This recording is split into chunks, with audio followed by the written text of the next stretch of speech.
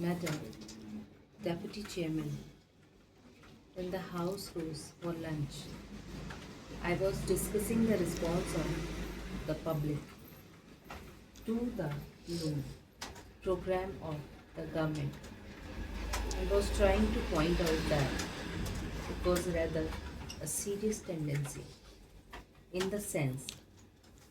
that the response of the public had been proved to be poorer during the second plan period than during the first plan period. I was trying to point out that looking to the fact that the national income was rising and the people were becoming more conscious of a developing economy and the need to mobilize the resources more and more, a contrary trend ought to have appeared, and that in view of that, this trend was disturbing. This trend is to be contrasted with the trend of the public regarding the call from the corporate sector for the investment of their monies. Here we find that the shares of some of new companies or of the old companies that are issuing new shares are oversubscribed at times to the extent of 15 times the capital that has been asked for by the companies. So, here are two pictures. One, the picture of the government asking the public to subscribe the public loan, and the other, the picture of the response of the public to the corporate sector demanding investment from the public. While on the one hand, there is an enthusiastic response to the demand, and from the corporate sector, on the other, there is a very poor response as far as the loan program of the government is concerned. This is a matter of some concern, and I feel that the government should pay more attention than just exhorting the people to save more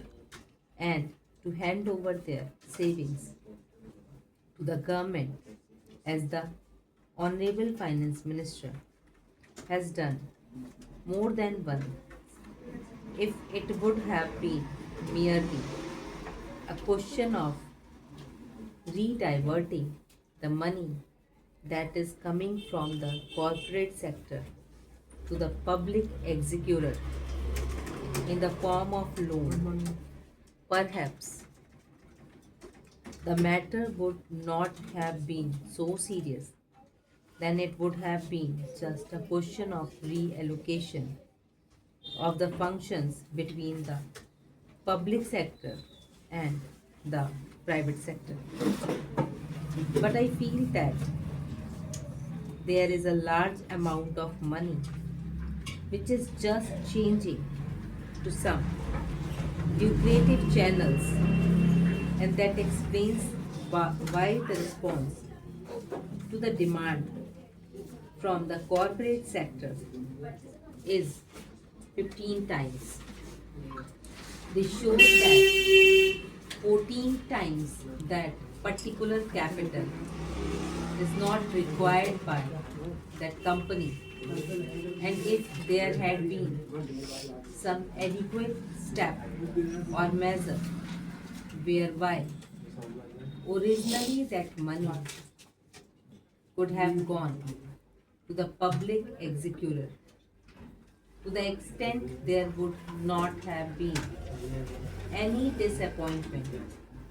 to the people who wanted shares but who did not get them,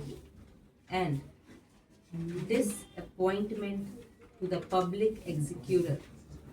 by not getting the response which it ought to have got. That, to my mind, leads to the question of the pattern of the rate of interest in a developing economy, and especially in view of the fact that a large number of companies are being plotted today which have got an element of growth in them, thereby attracting so much capital towards them. The Government of India will have to take into consideration the question of the rate pattern of interest on their loans and to see whether something could not be done whereby the public will be attracted to a large extent towards their loan program than hitherto. It has appeared in the press that the question of supply and want is being reconsidered and that offer are shout to be made more attractive. If in the same strain the entire question of the loan program is also considered,